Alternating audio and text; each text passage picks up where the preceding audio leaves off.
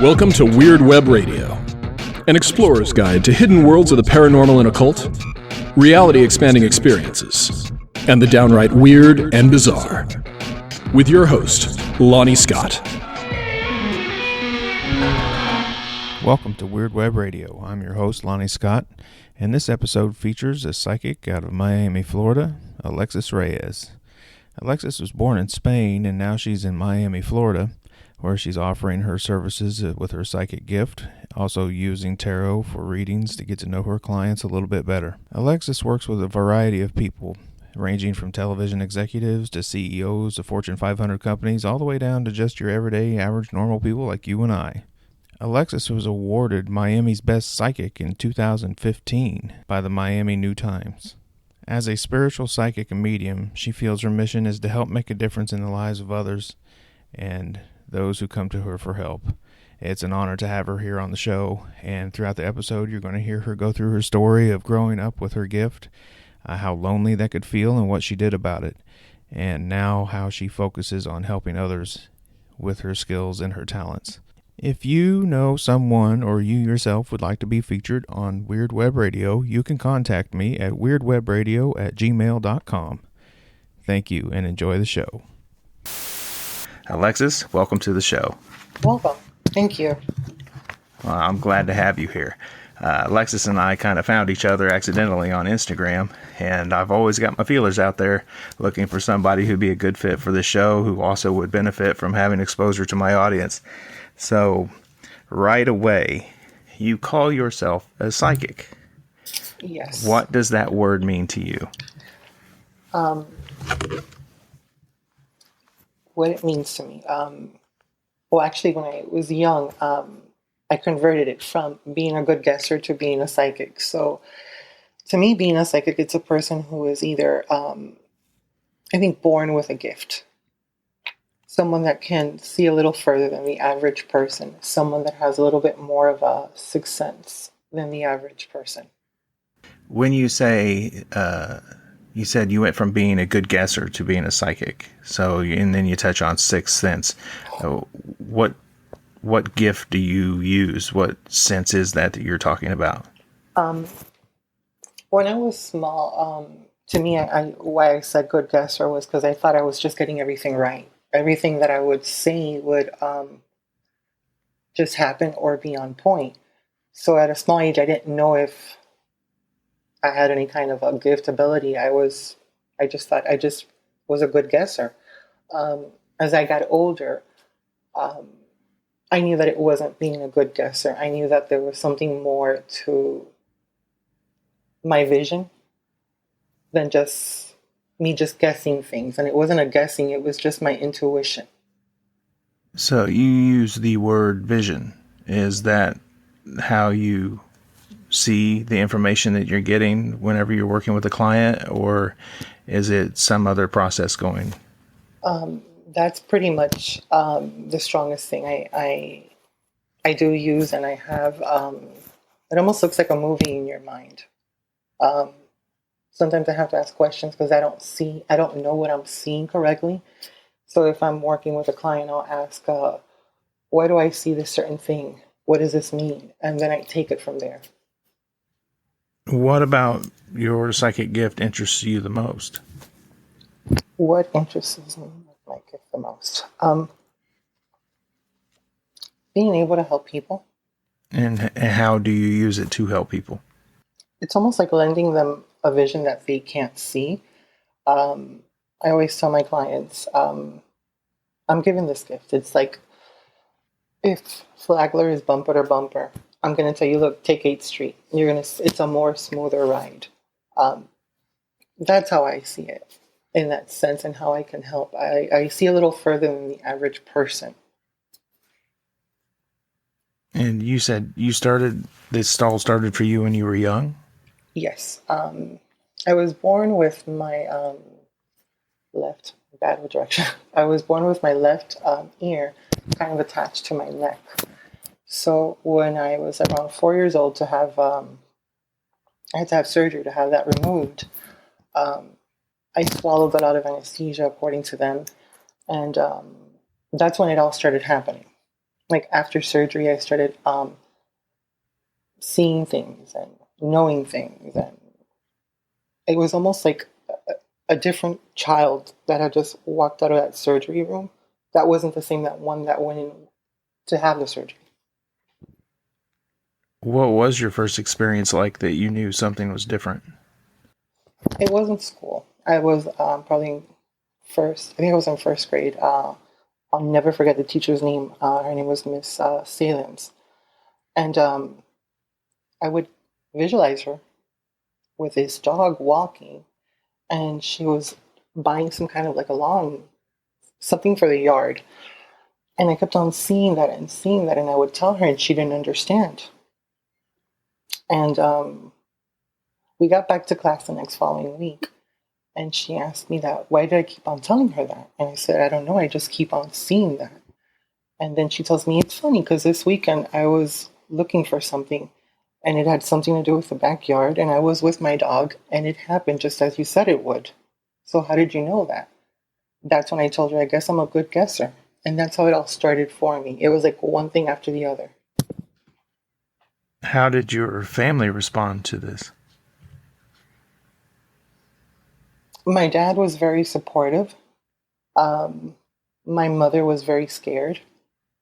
Um, then I also suffer from seizures. So they didn't know what to think of it. They didn't know if there was something really happening that was out of their reach, or could this be something due to the anesthesia that they say I claimed, and I swallowed so much of it that it caused me to have these seizures. And once I left this operating table, I was this different child with this knowledge that they had no control over. Did they try to stop you? Or, I mean, you said your mother was scared and your father was okay. I mean, did one or the other encourage you? Did they try to stop you?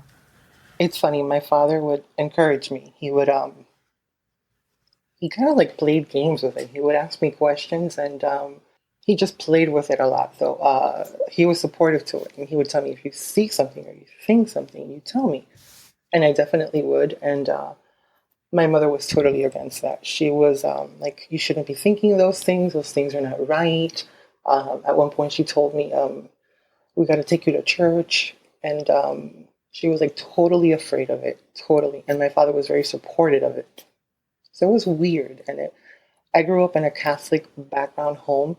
So this was so taboo for them. Were you the only one around with these sorts of gifts, or did you know anyone else? I was the only one, though. I didn't know anybody who had these gifts. I never had heard of that. It was, I kind of felt like an outcast as a child, in that sense, because I couldn't talk to anybody about it but my dad. I was scared to talk to my mom about it because she would always take it the wrong way, or tell me it was something like bad or something that was against, her belief in God. So I kept it in a lot. I would really talk about it and vocalize it with my dad the most. Did you find yourself trying to find ways to, make your mom okay with this? Sometimes I would. And I would see where she would become a little bit concerned. And when I say concerned, curious. But then she would quickly stop it. And I would catch her asking me questions. And then she would be like, okay, I didn't mean that. Don't answer that. Almost like she felt she was doing something wrong. So in a way, I thought that what I had, this gift, was kind of wrong at times, because that's what she would make me feel, and it's my mother. So I figured, she must know what she's doing. Sure. And all the while your dad is encouraging you with games to go on. This is all covering when you're pretty young. How did you go forward as you develop your gift? You realize that this is more than just guessing. And I think your dad probably had a big role in that to help you figure it out. So, I mean, did you go out and find training somewhere? Did you read books? How did you develop your talent? Actually, I didn't read books. I was, since I had seizures, and I had all these problems with medication back and forth and this, I kind of like fell into like a learning disability. So I wasn't able to read until like I was at least 9 or 10 years old. So what happened that made this grow even more, I created like kind of like a chaos in school. I was in probably second grade, and one of the teachers, which her husband worked as the PE teacher. I was very young at the time, and I remember telling her, her name was Miss Hordon, and I remember telling her that I saw this, her husband, which I didn't know was her husband, with this other person. And she stopped me, and I remember her saying that, why would I say that, that wasn't right, that wasn't good. I was sent to the principal's office, and I was thinking to myself, I have not done anything wrong. I'm just vocalizing what the vision that I'm seeing. I don't know what, I didn't see anything wrong in it. Later on in life, I find out that apparently he was having an affair with this other teacher that was working there, and had created this whole thing and told her about it. So from there, they sent me for so many testings at the University of Miami here in Florida. And that's when I heard the word ESP. And I remember thinking, what kind of disease is that? Is there something wrong with me? And I remember one of the people that was, one of the doctors that was there, telling my mother and father that I had one of the highest ESP levels that he has ever seen. And I figured, oh great, I'm dying. There's something wrong with me. You know, look, everybody seemed so intense, and I was like so scared of it. That was when I really got afraid of it, because I figured these people are making so much ruckus out of nothing, and what's going on with me? And no one wanted to be clear with me. So I thought there was something wrong. So I tried to suppress it a little bit, though, but that didn't help. It never does. I did it. Now, you said that you went through some testing at the University of Miami. What kind of testing did they do? Everything from CAT scans. The best ones were these bunch of labels that they wouldn't let me know what was behind it, but they would ask me, like, what could I see? Apparently I did really good on those. What else did they give me? A lot of mental games. They couldn't understand how I wasn't able to read properly or write, but my mind was so open to everything else. They didn't understand how that was even possible, that I could get so many things right, be on point, but that one side of my mind didn't work as fast as the other. Okay. You said at this point you were scared of your own talent and trying to suppress it. So what happens next? How do you come out of that fear? I was probably in junior high, and I wouldn't talk about it. I wouldn't say anything about it. My father knew about it, and he would always ask me things. And there was this one moment I think I was like in 7th or 8th grade. I'm not exactly sure, when there was some problems with these kind of schools, and there was some kind of money issues, and there was somebody working in the office. And I remember telling the girl that they were blaming the girl that worked there for something to do with some money missing. And I remember saying that it wasn't her, that it was this gentleman that was there. But I had blocked it so much that I didn't know if I had actually witnessed him doing that, or was it a vision. And they kept on asking me that, how did I know that he was this person that did it? And I said, like I saw him. But I honestly don't know if you understand where I'm coming from. I didn't know if it was a real vision that I had, that I witnessed it, or if it was just the vision that I would get as a child, more like a psychic kind of vision. So that's when it started to open up. And then I remember that the girl that was there was very thankful for what I had said and done. And I told her, look, I kind of have this thing that I see things ahead of time. And, that's when it started opening up more for me. And she told me, you should probably use this to help others, because you helped me get myself out of trouble. And eventually I did find out that it was this person, this gentleman. So that's what opened me up a little bit more to believing in it and working with it. Well, thank goodness that event came along to shake you out of the suppression. Yes. Now, once you decide that you're okay with what you're doing again, and you decide now that you're going to help people, how does that start? How do you begin to take those steps? Then I started trying to read cards. I got into anything that was spiritual, anything that I knew that was that had something to do with a little more than here. Anything spiritual, religious. I ran into this my first love. Can I say names? That's up to you. I kind of like went through this puppy love with this gentleman. I'm going to use his name as William.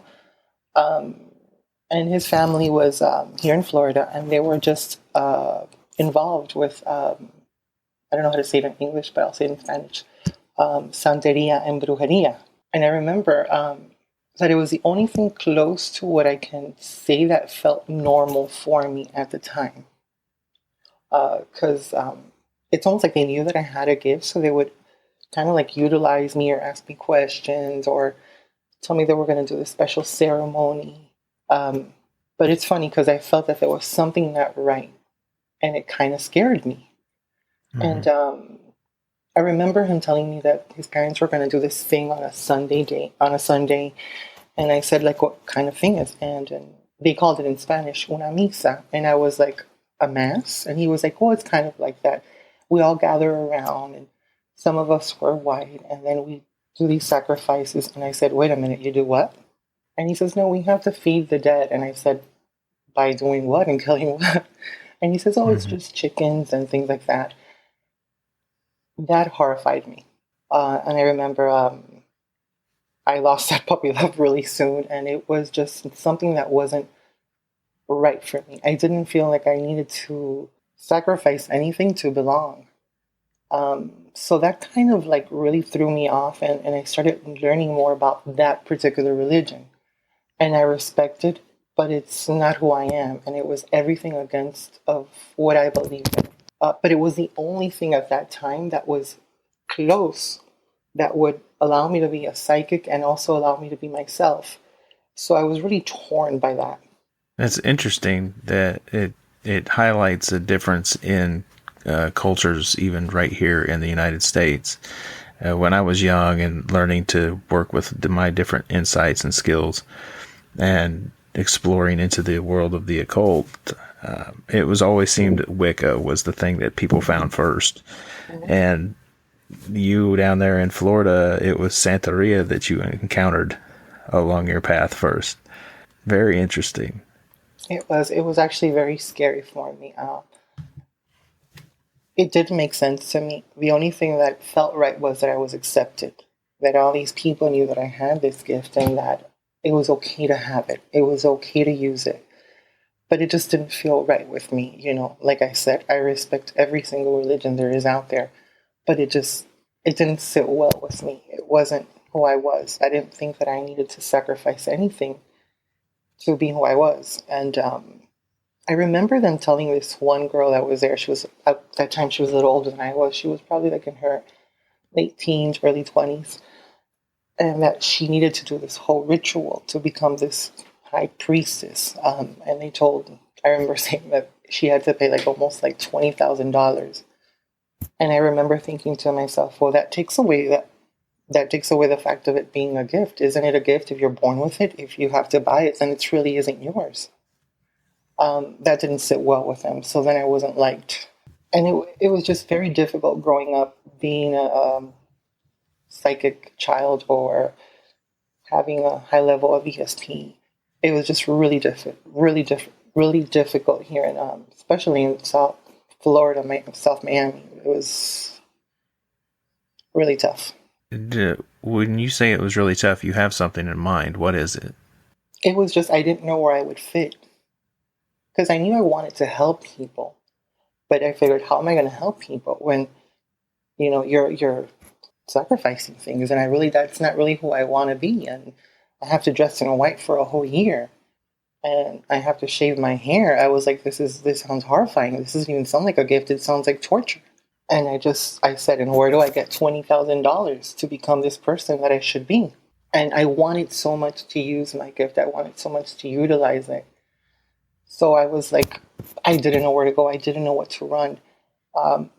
So I did a lot of studying, and I remember thinking to myself, every time I went to one of these people's houses, I would have to go see them, and if I had to have a session with them, it would have to literally be, somewhere on a shed, on somebody's backyard, never a good neighborhood. And I remember them wearing all these bunch of beads and things. Once again, I respect every religion, but it wasn't what was for me. And I remember thinking to myself, I want to be an educated person. And not that these people are not educated, but I really don't see Oprah or the president walking around with these little beads on their necks and being successful. And every time I cruised around like Coral Gables or Coco Plum, I didn't see none of those people there. So I would tell myself, what is it that's wrong? They must be doing something wrong, or because I don't see them getting up in life. And when I said that to them, oh, all hell broke loose. That was not a good choice of words for me to say, but I was just being who I, as a young adult, being who I am and just speaking my truth, because I figured if you're helping somebody, I think that whatever's out there, God or the universe, will repay you with a better life, abundance, the good things in life. But it didn't sit well with me in that sense. I was like, something's not right. So I'm guessing you come to this point where you're not going to spend the $20,000 to seek initiation or ordination as the high priestess. What do you do after that? I was a little disappointed. And I remember thinking, you know what? They had given me all these bunch of little figurines and necklaces, and I was always so scared to wear them because they had apparently put blood on them and things like that, and it just wasn't who I was. It's not that I was a girly girl; it was just it wasn't who I am. And I remember thinking, I got to get rid of this because I feel like this is backing me up. And I remember them telling me, if you get rid of this, nothing's going to move forward. Your bad things are going to happen to you, and you shouldn't get rid of it. You have to do some spiritual ritual. And that whole night, I remember thinking to myself, I need to get rid of this. I can't continue to have this in my house because I don't see where it's helping me at all. And it's not who I am. And I can't give $20,000 to be this high priestess, according to them. So I woke up that next morning and I was kind of upset. And I put everything in the back of my father's car because at that time I would use his car. I didn't have my own car at the time. And I took it to a church. And the priest came out at the time, and he just looked at me. And I was so scared. I thought I was going to get in trouble or something like that. And he just kind of looked and gave me like a smile. And I left it there, and I never looked back. I don't know if it was faith or I don't know if it was just coincidence. But after I did do that, things started happening to me on a better form. More paths started to open up for me. I felt a little bit more free. I wasn't controlled by anyone or any group of people. So it did get better for me. And I don't know if it was just that my own thoughts that made it better because I did that, or was it because it just genuinely is a better thing to do? Going forward from there, it sounds to me like you had enough experiences between your own suppression of your gift and dealing with the different opinions of your parents as you developed, and finding your way into spiritual practices that weren't exactly resonating with you. You going through these experiences develops principles of your own action. What are some of your key principles? Do things from the heart. Do things out for good, Try to help as many people as I can along the way. I don't look down on anybody unless I'm helping them up. And just literally lend them my abilities, lend them what I can do to help them. It's really easy. I just think that good attracts good. And a kind heart attracts that as well. And I think that if we give people what we can with what is given to us as a gift, I think that we'll get back the same thing. And I can say that now after many years, it absolutely is. At least for me, it is. It worked hand in hand, and just doing good for others and helping them with what I'm given. I think that's the main principle of it all. Well, as a psychic in Miami, what makes you different? What makes me different? Well, I think it's, I heard this one client say that I was the Trump of psychics. Oh, And I no. said, What's that what? mean? I was really horrified. I'm like, this is great. I'm the Trump of psychics. And I was horrified. And she says, no, in a really good way. You have no filter and you really say what you feel. And it's true. I really don't have any filters. I'm real. What I think, I say. If I'm feeling it, I'll tell my clients. Um, some people like it. Some people don't. Most, thankfully, they do. And I'm very honest. I've had people come into my office and want a reading, and I'm like, I can't pick up anything from you, so I'm not going to take your money and just give you some bogus story. I'm not. That's not who I am. And I've been respected for that, though, because if I can't pick up on it, I always let everyone know. Look, I'm not God. I'm just a psychic. I'm here to help you see a little further than the average day, than the average person. But there's times, as anybody else, that I have my downtime, that I can't see clearly, that I feel down, that I'm sick, that I'm not seeing something that I understand, and just being real. If you walk into my office, you're never going to hear anything from me like, "Oh, you have this huge spell. Let me take it out and let me help you with it." I really don't believe that I'm here to take out anybody's spells, or if there's anything like that. I really believe that we're individuals and we can help ourselves with our own helping ourselves and healing ourselves. In other words, I'm not about the money. I'm not going to add something else to your reading because I need an extra 40 or 50 bucks. Yeah, I'm glad you brought up that you won't tell people for extra money you'll get rid of the spells that are on them. For anyone out there listening, if you're out there trying to figure out a psychic to visit, or a tarot reader, or any kind of divination professional, and they start talking to you about you have a curse on you and it needs to be removed for extra money, it is a common fraudulent theme in this industry. Thank you. So if you find yourself in such a situation, leave. Yes, I totally agree with you 1,000%. I usually tell my clients, hopefully I won't see you again because your life will be so well that you won't need of my services. And that's genuinely who I am. I'm not here to take anybody's money. I'm here just to live my life and do my passion. And it's worked for me. And I think honesty for me has always been the best policy. There's things I don't even understand sometimes that I'm reading, and I'll just say them. And at the time, they're like, well, that doesn't make sense to me. Mm-hmm. And I'll say, well, just give it a chance, give it a couple of days and you will. It's one of the best things that came out of everything when I was doing the whole thing from the girl from Art Basel. I remember that it was so far off, and what I was seeing didn't make sense. And thankfully they listened and they waited, and that's how I was able to find the girl from Art Basel. Now, what was this about? Could you tell us more? Yes. The girl from Art Basel. Art Basel is something that happens here in Florida every, I think it's January and February. It's about art, and everybody who's artistic goes out there and shows their work. So there was this girl that had been missing.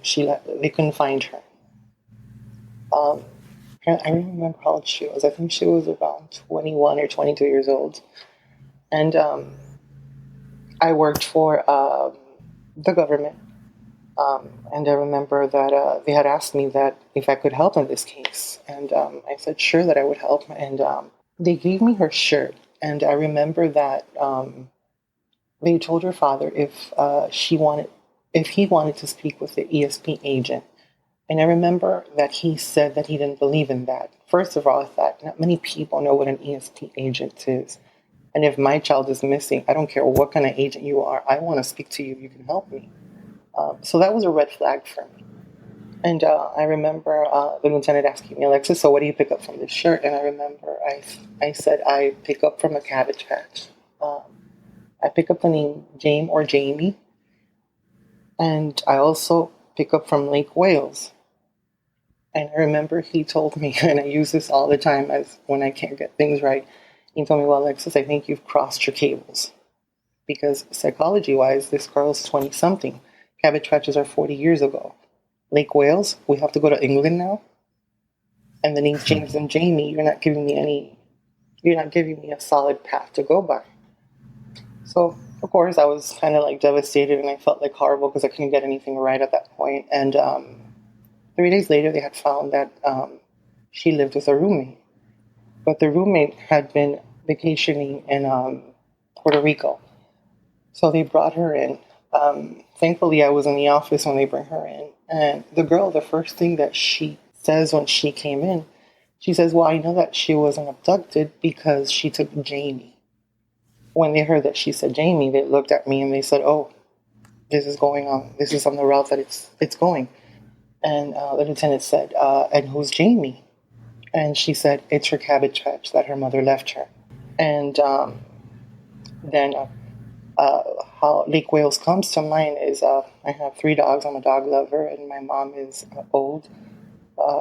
So I'm always with her and taking care of her. And I remember telling the girl that I work with, I said, after this case, I need a vacation. I said, I can't go far because I got to stay close to my mom's house. But I need a place where I can take my dogs with me. And she says, well, I'm going to look for you and see what we can do. And she tells me like 15 minutes later, Alexis, over Orlando, there's a little city that's called Lake Wales. When the lieutenant hears that is when everything rings a bell.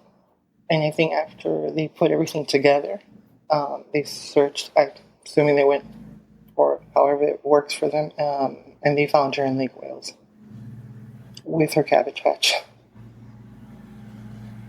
That must have felt like an incredible experience for you. I was so tired. I had never been so tired in my life because I had put so much emphasis on it, and I wanted to help this person so much.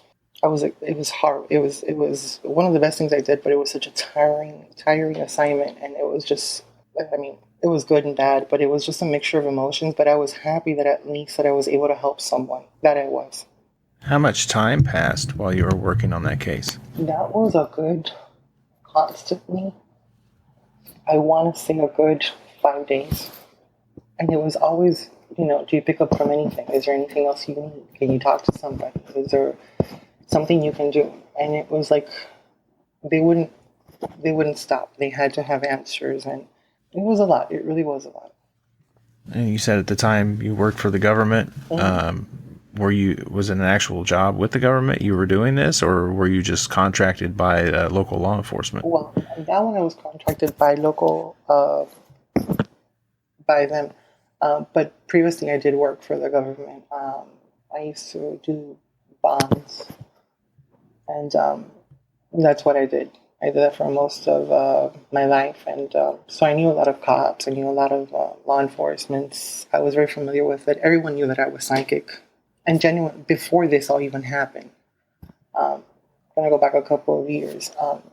When I married my husband, which he knew that I was psychic, he was one of the managers at Blockbuster Video. So you know that I'm going a little way back. And I remember that I would wait for him to get out of work, and right beside it was a Starbucks. So I would sit there, and waiting for him, I would get bored, and I started reading people. So for many years, I was known as a psychic that would read people for free at Starbucks. And I did that for a good 7 to 8 years. And people from all over the world were coming to see me because I wouldn't charge them a penny, and I would read them. How does a reading work with you? What do you do? It's very different. There's so many readings, and there's not one experience that is the same. At least for me, it isn't. Usually I start picking up from the person. I use cards because I really can't grab someone's hands nowadays. I think that's a little bit too personal. I don't need my cards to see something. It's just, to me, it's almost like it's like a map. My cards I use as a map for me to see a little further. Now, when you're using cards, are you using tarot or oracle cards? I use tarot, which they're known as the Spanish deck. It's Spanish. It's pronounced. It's called La Cartas Españolas, and that's what I use. And I also use angel cards as well at times. Okay, so you start with the cards to get a feel for the person that you're reading. Is that generally the visual element of your reading? Is there anything more that comes into play? Well, for the most part it is. But like I said, every reading is different. I've been doing readings where all of a sudden I get mediumship and I start hearing things and then I say it, and those are the really freaky ones because to this day it still freaks me out. So you said mediumship. Yeah, and on your website it says psychic and medium. I did want to touch on that since you brought it up. When you say you're a medium, what do you mean? I'm able to see and hear. I don't see as much and hear as much as I do readings, but I do see. A lot of people want to come in for mediumship readings, and if I can contact somebody from their past. And it's funny, at least for me, it doesn't work that way. It doesn't work like, okay, I can make an appointment and we're going to do that. I've been in readings where there's nothing to do with mediumship, and something comes up that I got to tell them something, and it's apparently somebody from their past, and lo and behold, it's on point, and it's somebody that did pass, and they're telling this person this. So for me, the mediumship works really different. TV has really changed things for people and the way they view us, and they think that everything is like Teresa. She walking by a store and she can just pick up from somebody, and at all points can she say this about, and for me, it doesn't work that way. At least for me, it doesn't. But yes, I do see, I do hear at times, and it isn't controlled by me, that's for sure. That part of it isn't. Psychically, I could control what I'm seeing and visualizing, but the mediumship part, it's not controlled by me at all. And that's one of the things that freaks me out the most of what I do. So you don't know when you're going to be visited by a spiritual vision of that nature? Not at all. I really don't know. Usually it's when I least expect it. I had this one girl who I was reading.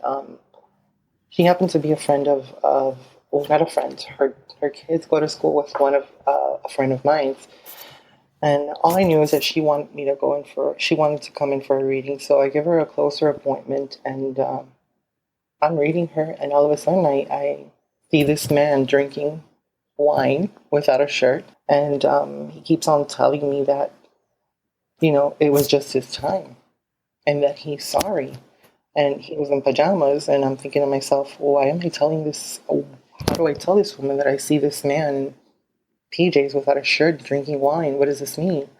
So when I tell her, she freaks out on me, and she starts crying, and I'm thinking to myself, well, what did I do? What did I say? What did I, what was it that happened? And what she had told me afterwards is that her husband had, they were together, and they had gone on vacation, and they were, just being husband and wife. And as he went to get the wine, and he passed away. And that was kind of scary for me, though. I see. Was that your first experience seeing someone like that?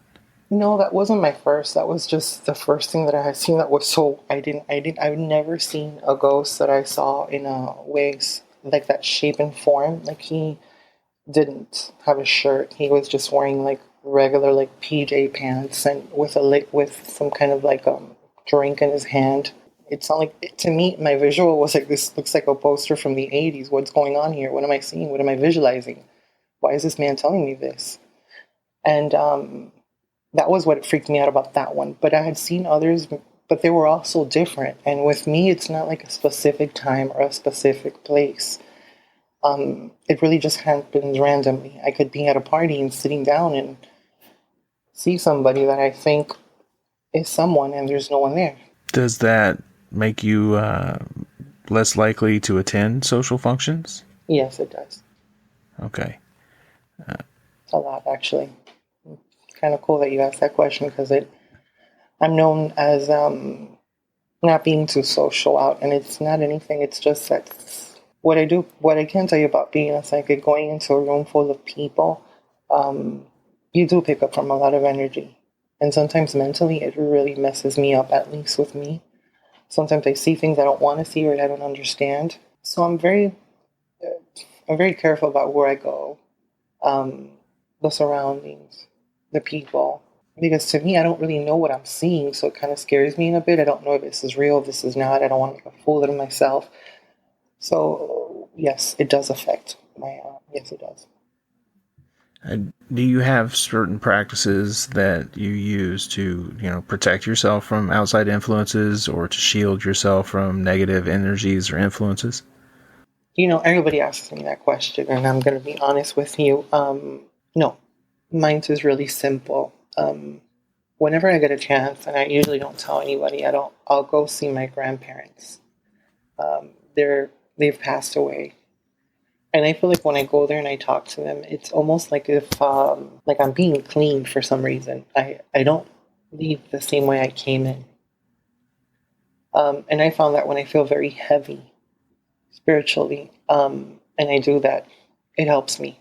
And there could be days that it's such a horrible day that I've read 15 to 16 people, that I feel this weight on my back. I find myself, before getting home, stopping by and, talking to them and just sitting there with them. And it makes me feel really good, though. And I feel like it's almost like if I went in for a tune-up or a shower and I've come back fresh and newly, boosted. So that's the only thing that I do that helps me. I do use the average things, like I do sage, incense. I do say prayers. I do believe in prayers. Um, but the one thing that really helps me is going to my grandparents' grave. And I like that as a practice. In my own tradition, ancestors are a very important part of our work, and grandparents, great-grandparents, on down the line. Absolutely an excellent way to go about cleansing yourself. They were amazing with me. So I think that, to me, that's my way of cleaning myself and just renewing everything. We established that you enjoy helping people. That's the biggest gift that you get out of this. What causes you the most frustration in your work? The most frustration in my work, it would have to be the people that don't believe and they come to me. That frustrates me a lot, because this is how I see it. We don't all have to believe in what I do, but I think we all have to respect it. And like anybody else, I take my work very seriously, and they'll go in there and it's almost like they go in there trying to test me. And 9 times out of 10, they're really wild and they become clients. And, they're my closest clients and become my biggest fans. But it's just that 1 hour that they just kind of torture me. Because everything that I ask or everything that I say, they're like, nope, it doesn't make sense. No, it doesn't make sense. I don't know what you're talking about. You're totally off. And then 2 weeks later, I'll get a call from them and say, you know what, everything you said was correct. I was just so afraid. I was a non-believer and you've made me a believer. That's really frustrating because, we use our minds a lot. At least I do, in my heart. And it's so tiring when I can't help and I feel so frustrated because I'm seeing things and they're going against everything I see. And I feel like, this is so frustrating for me because I see this so vividly. Why can't it be real? And like I said, 9 times out of 10, I am seeing it right. They're just skeptics. And they just, they're trying to prove a point that they're not proving. Well said. My own frustrations today are people mowing their yard and using weed eaters. Well, that's not too bad. Yeah. So we talked about a case where you helped find a girl. Mm-hmm. Outside of that, what was one of your favorite cases or clients? Something that either happened to you with a vision or you helped someone else that really stands out? This one's touchy. There was this lady on my Facebook page, and she had a child. And I remember her asking me if I could read him. And I remember thinking, well, sure, I would definitely read your child. And I asked her to give me some information on him. She did. And she sent me a picture. And of course, he looks totally normal. I remember telling her a lot of things about this child. But the main one I picked up was like saying that that he loves you. And I remember she was like really like impressed, and I didn't understand why she was impressed because I didn't feel like I had said so much. But the word "I love you" was very meaningful in this reading for some reason, and to this day, this reading touches me always. And I remember she came back and we had been chatting back and forth through the messenger, and she called me from it, and she said my child has I think it's. I want to pronounce it right, but I'm not 100% right on the pronunciation of it. But I think it's Hamburg's. Okay, I'm not familiar with it. It's like almost like being autistic, autism, and or a male, like how can I say it, like Down syndrome. Mm-hmm. And I said, I don't feel like my reading was like the best. I just picked up from that word, and she says that her son had never told her that he loved her because he can't. That she just wanted to know if he did. And that's the most thing that I picked up from it. So it's something so little, but it meant so much to a mother that to me, I've never forgotten that. I like it. Yeah, I had no idea that, she showed me this picture. This child looked completely normal. I didn't know anything of him. She didn't ever say that he had any kind of issues or problem. But I kept on feeling and seeing, like, I love you and and all these things. And she said she just had never heard her son say that, Sheila. And that just touches me all the time. That, he loved her. And yeah. I liked it. I really did like that. That was my best. I like it. That's a good story. Yeah. Have you ever trained other people? Oh my God, they've offered me so much money, I would be a millionaire by now. But this is the thing. No, this is the thing. There is a lot of books, and this is just my thought on spirituality. Spirituality is the unknown. There's no two things that are the same. So basically, me trying to teach somebody would have to be something that I would write down, or there would be a manual to, or there would be some kind of guidelines. Unfortunately for me, there is no guidelines. I don't know how I get this gift. I didn't read it on a book. I didn't see it on TV. I'm just given this. So I really can't teach anybody my gift. I mean, I would love to, but I really can't. I wouldn't even know where to start. Like, how do you start and wake up and become Alexis? How do you see this as you're walking to the stores? And you can't teach that, The only thing I tell people is, go with your heart. I can teach them how to meditate. I can teach them what makes me feel better, what opens my mind better, but I can't teach them my gift. And it's not that I don't want to. I would love to. But the truth is, I can't. You can't teach something that is the unknown. You can't teach something that's just given to you. It's called a gift. It's a particularly gift to you. It's your gift. With that said, what would you tell someone who's learning this all on their own? Because right there, out there now, someone is going to be listening to this podcast whenever I put it out into the world. Listening to you speak, they're going to feel inspired. They're going to connect with your story. They're going to say, oh my God, that's happened to me too. What do you tell that person? What should they do? Not to give up. That what feels right is most likely right. Go with your intuition. There's no wrongs and there is no right in this thing we call spirituality. And just do it for good. Help others,